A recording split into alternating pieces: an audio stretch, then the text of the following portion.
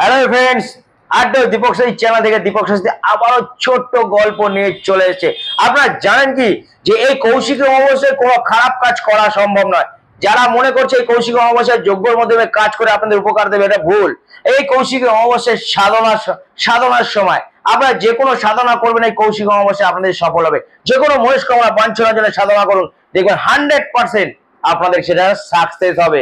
আপনাদেরকে আজকে টিপস দিচ্ছি, সে টিপসটা যদি করতে পারেন হলেও হতে পারে বশীকরণের এই সুন্দর টিপসটা আপনাদের এই কৌশিক অমাবস্যায় কাজ হতে পারে। কি করবেন এই কৌশিক অমাবস্যায় বশীকরণ? আপনার কাছের মানুষ চলে আছে, আপনি করবেন কি? আপনি সামান্য সামান্য জিনিস, সামান্য সাদা তিল নিয়ে আসবেন।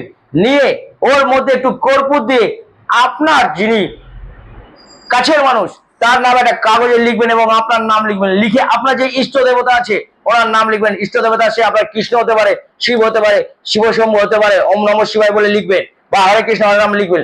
লিখে এইটাকে ওই কাগজ সমেত কর্পূর দিয়ে আর সাদা তিল দিয়ে ওটাকে জ্বালিয়ে দিন আপনার প্রেমিক প্রেমিকার নাম ধরে, এবং ওর বাড়ির দিকে মুখ করে এইভাবে ঘুরিয়ে ঘুরিয়ে আপনি যারা চ্যালেঞ্জ করে বলছে কৌশিক অমাবস্যায় হয়তো আপনার বশীকরণ কাজটা হলেও হতে পারে।